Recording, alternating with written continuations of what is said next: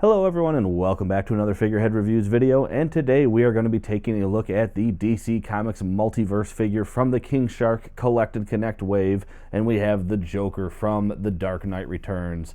We have nothing here on this side. You got the front window box, the DC Comics Multiverse logo on the top. On this side, we do have some artwork along with the read-up, Maniacal enemy, a Batman who goes on a brutal crime spree to draw out his nemesis. And on the back, we have the other figures needed in the wave to build the Collect and Connect figure there of King Shark. And on the bottom, we have the UPC code, so you can check with your retailers to see if they have this in stock. But enough about that. Let's get this open and take a look at the Joker. And here is the Joker outside of the packaging, and actually, this is a pretty cool figure. The articulation is limited, but he's not a very agile character, especially in this version of him. Long story, I'm not going to go into it. There's plenty of Dark Knight Returns stuff out there, but this is essentially a reformed and then crazy again Joker, so that's why we get kind of the calm face. We are going to take a look at the other accessories that do come with the Joker. We do have an alternate head and another weapon. So let's go ahead and get a better look at the accessories, and then we're going to get a better look at the Joker up close. So starting first here with the pistol that he comes with, it's a pretty basic designed pistol, and it fits in his hand quite well. And actually the trigger finger he has does go into that trigger slot quite nicely. So actually for a gun, it looks pretty good. He does also come with a knife, which can fit in this hand as well. So you do get a blade if you wanted to. And it's a little bent out of the packaging, but that's not bad. So he does get a knife. The trigger finger might look a little silly while he's holding the knife, but yeah, that works. And then he's got a fisted hand over here, so unfortunately it's gun or knife, not both.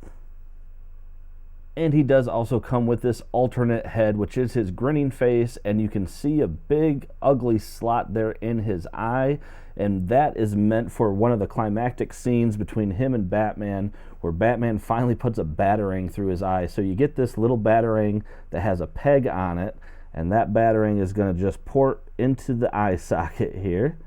And be careful, you don't want to bend it or break it, but once you get that ported in there, you do get that iconic scene of the batarang sticking out of his eye. And I think that is really cool that they allow you to do that setup to that scene, because it is a pretty iconic scene. But unfortunately, having the grinning face without that peg can look kind of silly, or rather without the batarang pegged in. If you're doing maybe a profile, it works, but if you're doing head on, it's pretty obvious he's got a square hole where his eye should be.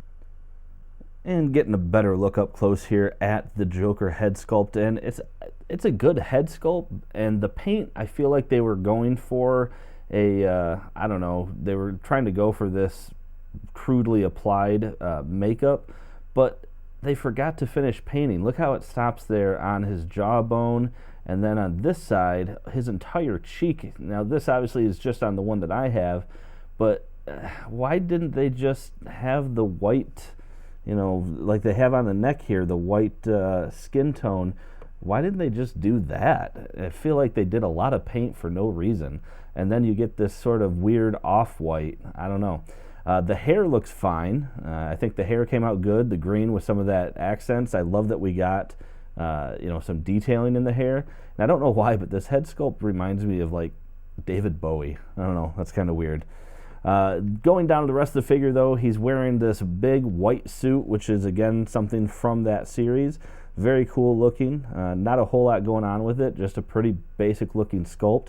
It is glued down here, so it doesn't open up, and you can't really see too much in there. But, yeah, let's see. Yeah, looks like it's kind of down in there, and you can see his white arm. So, yeah, whatever. And then, yeah, not much else going on. He does have some good-looking boots there, but the overall sculpt is pretty basic. And then, like I said, that head looks great.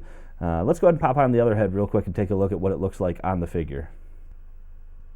And just getting a quick up-close look at that alternate head sculpt. And I think it's actually very cool. That grin comes out crazy looking, and I can see that they continue with that same paint that I was talking about with the white paint on the face, where it looks very splotchy, but it looks like they managed to get it over most of the figure this time. but man, it looks like somebody just hand painted it on. I don't know, like I said, if that was a design choice or what, but I mean, those teeth, look at that. Those are some nasty looking teeth. And like I said, I just think it's cool that they gave us that that iconic scene where he takes the batarang to the eye. So very cool looking head sculpt. And real quick, getting a look at the scale here, we can see that the Joker is coming in at just about 6.5 inches tall. And checking out the articulation, so we do have a head that can turn from side to side no problem, but it is that standard Mattel ball joint, which does not have any kind of swivel articulation, so unfortunately you don't really get any look up or look down function there. The arms come out, not too bad. Of course you do get up and down swivel, but you do get hindered a little bit by the jacket. It does come up though. You do have a single jointed elbow, there is no bicep swivel, and then you have nothing but just a swivel on the wrist there. No type of articulation other than that. He does not have, I was really trying to check underneath, he does not have any kind of ab crunch. He does have a waist rotation underneath the jacket though. His legs don't really come out very far just due to the fact that this jacket gets in the way. He can kick forward, I mean he can actually kick forward decently, but eventually that jacket's going to push the leg joint back down. No type of thigh cut, single jointed knee, and yeah, he does have at least a hinge on the ankle. And for a quick size comparison, here is the Joker next to the Multiverse Dark Knight Returns Batman and Robin. And here he is standing next to the other figures from this wave I've already reviewed, the Jim Gordon Batman and Batgirl. And that about does it for this review, and I kind of wanted to show just what it looks like here from a distance without the batarang pegged in. So, I mean, I guess it's not the worst thing ever. You know, if you get up close, you can see the spot where his eye is missing, but yeah, it's not terrible if you wanted to get that maniacal laughing face on with a more dynamic pose.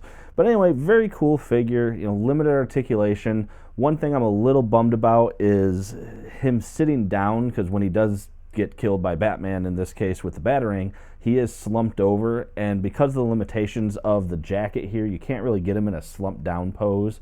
Might have to work on that. But you know, it's not an agile figure in this case, so I'm okay with some of the articulation limitations. You know, usual Mattel stuff, I'm not going to get into it. But anyway, guys, that is it for the review. If you liked the review, please hit that like button. If you have any comments, leave them down below. I'd love to hear from you. And if you want to see more content like this, make sure to hit that subscribe button for more content just like this. And anyway, that is it, guys. As always, thank you for watching the video, and have a great day.